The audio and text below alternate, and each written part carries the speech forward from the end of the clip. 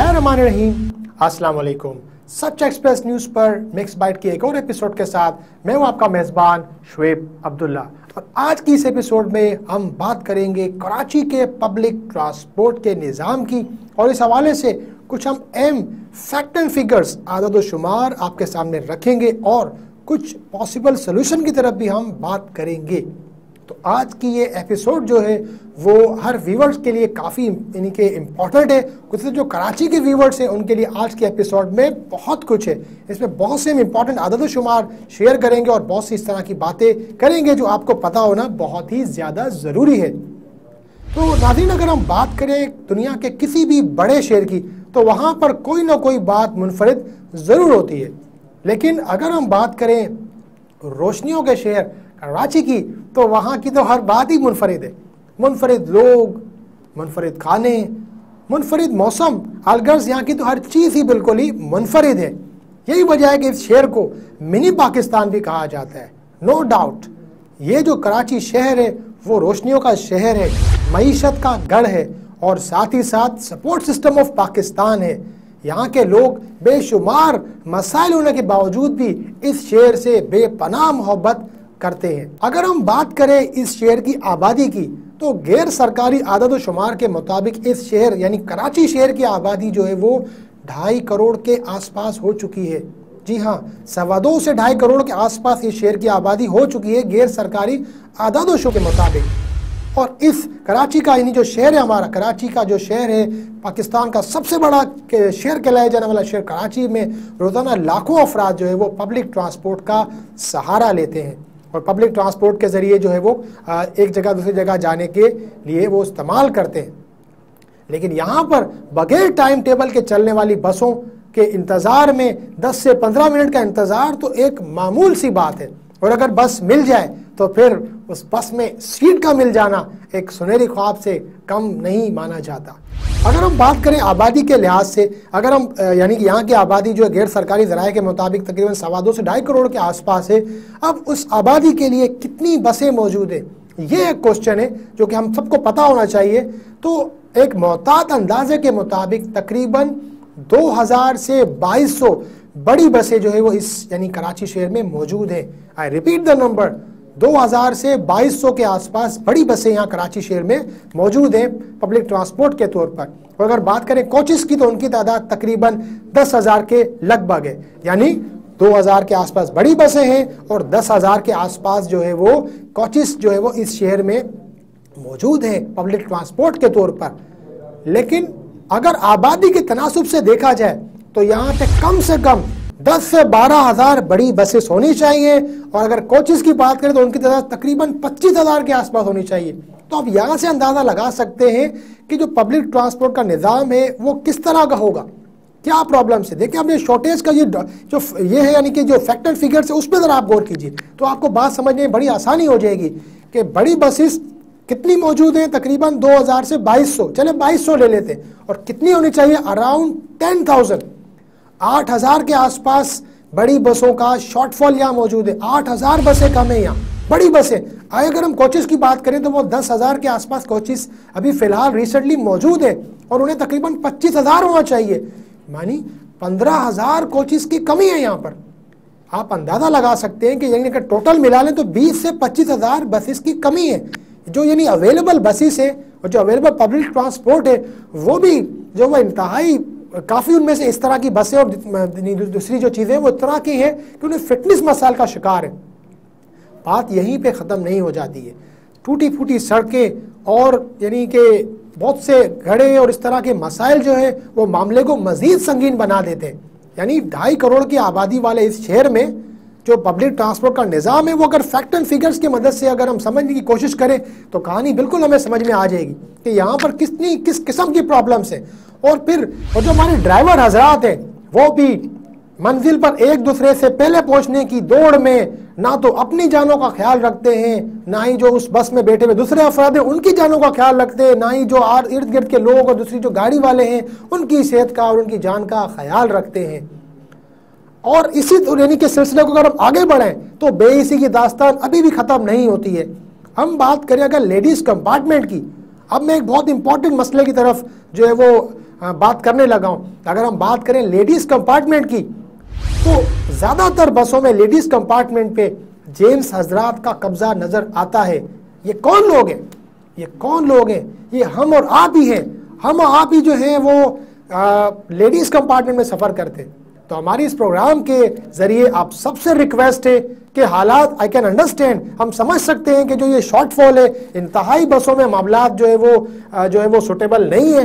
इसके बावजूद हमें एक अपना यानी कि एथिक्स को कायम रखना चाहिए। कोशिश हमारी हद दर्जे तक यही होनी चाहिए कि लेडीज़ कंपार्टमेंट में किसी भी सूरत में सफ़र ना किया जाए, क्योंकि जो लेडीज़ है वो अव्वल तो घर से निकलती ही बड़ी मजबूरी की हालत में।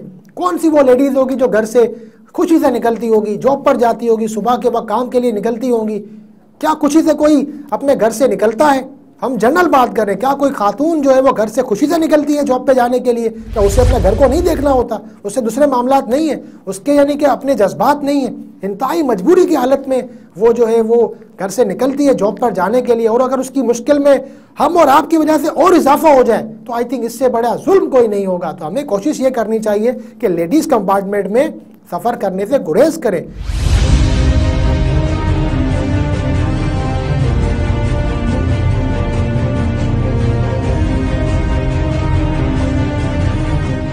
यानी हमारी कोशिश ये होनी चाहिए कि उस डिपार्टमेंट, क्योंकि अगर देखें हमारा ये छोटे फेल की वजह से, थोड़ा सा आप सिर्फ इमेजिन करें, थोड़ा सा आप तसव्वुर करें कि एक जो खातून है जो टावर से और उसे तकरीबन नुमाइश पर जाना है, एक खातून है उसे यानी काम के घर से टावर से उसे यानी कि बस चाहिए और उसे जो है नुमाइश तक जाना है या उससे भी आगे जाना है, मील एरियाज हैं और इस तरह के दूर दराज, औरंगी टाउन है, कोरंगी में बहुत सी फैक्ट्रीज है, उन्हें वहाँ जाना है।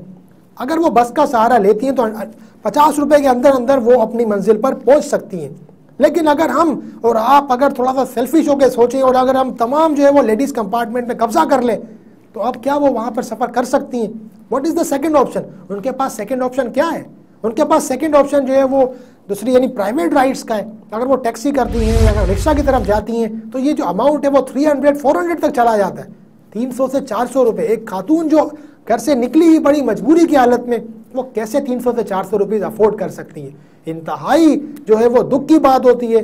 हम खुद भी देखते हैं कि जो सड़क पे ख़वातीन खड़ी होती हैं वो बड़ी उम्मीद भरी नज़रों से बसों को देख रही होती हैं, जो है वो लेडीज़ कंपार्टमेंट को देख रही होती है, जिसपे अमूमन जो है वो जेंट्स का कब्जा नज़र आता है।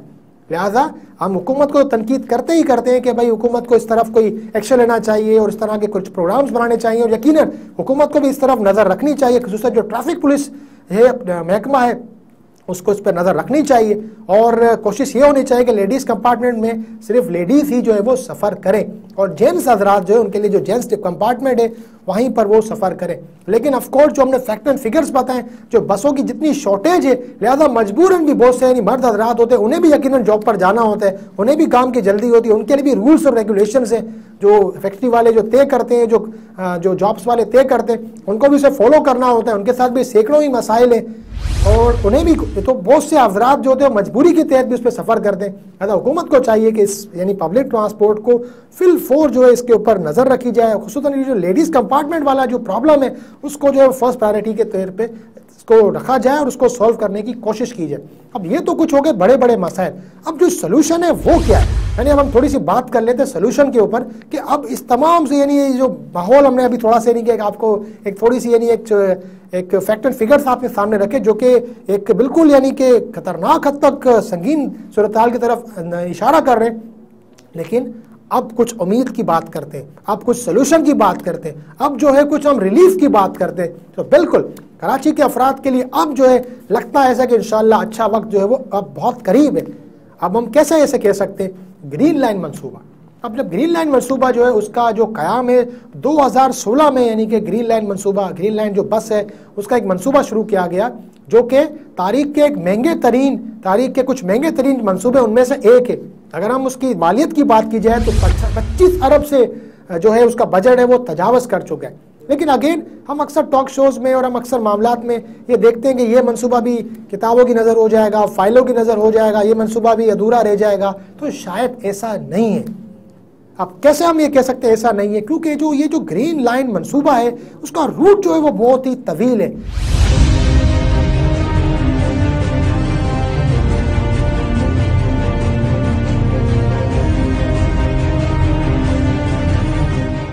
और बेसिकली उसके 3 रूट्स हैं।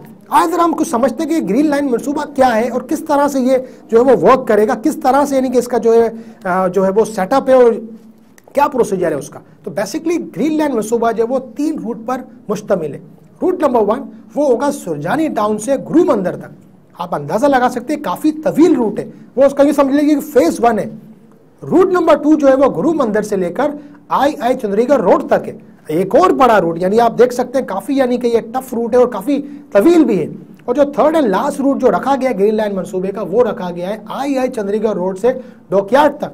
अब ये भी एक काफी तवील रूट है, इस वजह से इस मंसूबे की तकमील में टाइम लग रहा है। और जो आबादी का प्रेशर है, जो तकरीबन गैर सरकारी आदत शुमार के मुताबिक यहाँ की आबादी 2.5 करोड़ तक पहुंच चुकी है, 2.5 करोड़ तक आबादी पहुंच चुकी है, तो उसको फिर अकोमोडेट करना, जब एक सड़क बनती है तो यकीनन जो बहुत सारे मामला जो डिस्टर्ब हो जाते हैं उन तमाम को मद्देनजर रखते हुए इस मंसूबे को कंप्लीट करना, ये भी एक हुकूमत के लिए चैलेंज है। और अगर हम करंट सिचुएशन की बात की जाए, इस मंसूबे को शुरू में तकरीबन 4 साल के आसपास होने को है, तो अगर इस मंसूबे को अगर हम देखें तो उसका जो फर्स्ट रूट है वो काफ़ी हद तक कंप्लीशन की तरफ पहुंच चुका है। जी हाँ, ये एक अच्छी खबर है। सुरजानी टाउन से जो गुरु मंदिर तक का रूट है वो काफ़ी हद तक कंप्लीशन की तरफ जा चुका है। और अगर हम दूसरे जो 2 रूट की बात करें, जो सेकंड रूट है उसके ऊपर भी काफ़ी हद तक काम शुरू करने की प्लानिंग हो चुकी है। और इंशाल्लाह उम्मीद है कि बहुत जल्द अगर एक रूट भी उसका तैयार हो जाता है तो काफ़ी हद तक, और ये जो ग्रीन बसें इस सिस्टम में शामिल हो जाती हैं, तो ये जो गैप है यानी कि जो 2000 हमारे पास बड़ी बसें होनी चाहिए, 2000 बड़ी बसें अभी मौजूद है और उन्हें 10,000 होना चाहिए, तो अब ये ग्रीन बसें उसमें ऐड हो जाएंगी तो यकीनन ये प्रेशर कम होगा। तो जो दूसरे सोशल इशूज़ हैं उनको भी जो काफ़ी हद तक यानी कि सॉल्व होना वो शुरू हो जाएंगे। फिर थोड़ा हमें पेशेंस से काम लेना है। अगर जब सेकंड रूट कंप्लीट होगा और फिर इंशाल्लाह थर्ड रूट कंप्लीट होगा तो फिर ये मसाइल किसी हद तक कम हो जाएंगे। और अगर सर्कुलर रेलवे ट्रेन का मंसूबा भी साइड में स्टार्ट किया जा रहा है, उसको भी यानी कि स्टार्ट कर दिया गया, एक लिमिटेड यानी कि तौर पर उसे शुरू कर दिया गया। और जो कोर्ट है वो भी यानी कि इस मंसूबे पे खास नज़र रखे हुए है और इस मंसूबे पे यकीनन काम भी चल रहा है। और अगर ये मंसूबा भी ऐड हो जाता है तो यकीनन मामलात काफ़ी बेहतरी की तरफ जाते हुए दिखाई दे रहे हैं।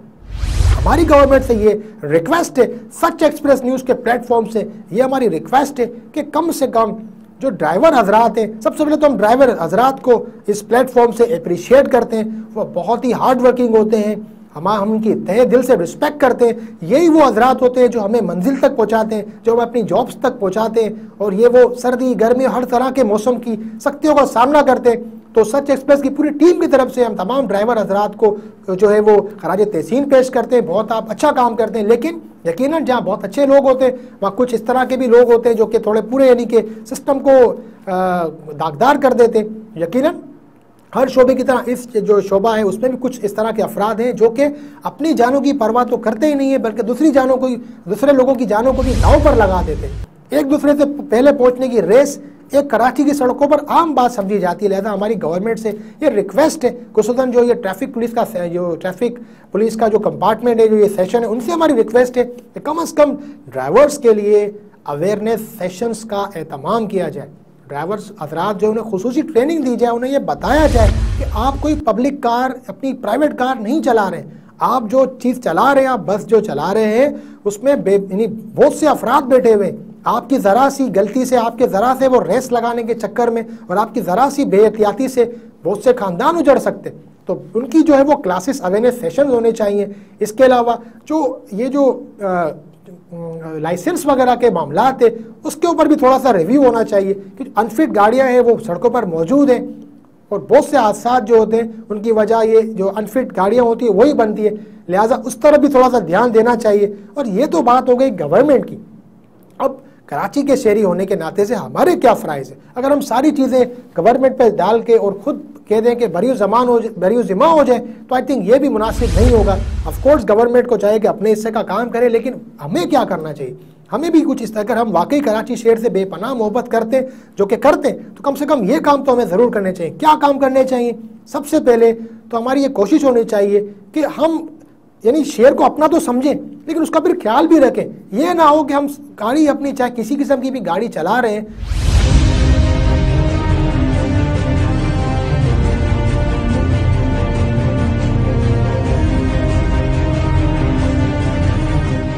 हमारी कोशिश ये होनी चाहिए कि उसे सही जगह पे, प्रॉपर जगह पे पार्क किया जाए। पार्किंग के यकीनन मसाइल इस शहर में मौजूद है, लेकिन फिर भी अगर हम तसल्ली के साथ देखें तो पार्किंग की प्लेसेस मौजूद होती है। लिहाजा हमें चाहिए कि पार्किंग प्रॉपर जगह पे हम अपनी गाड़ियां जो है वो पार्क करें। हर जगह पर बीच में पार्किंग हम कर देते हैं, वो भी ट्रैफिक जाम का बायस बनता है और ये मसाइल को और संगीनियत की तरफ ले जाते हैं।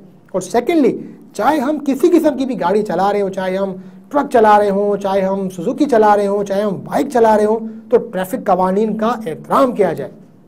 हमेशा जो जिम्मेदार कौमें होती हैं वो कवानीन का एहतराम करती हैं। तो अगर जिम्मेदार कौम है, खुसूसन जिम्मेदार शहरी है, तो हम चाहे किसी किस्म की भी गाड़ी चला रहे हैं, हमें चाहिए कि हम ट्रैफिक कवानीन का एहतराम करें।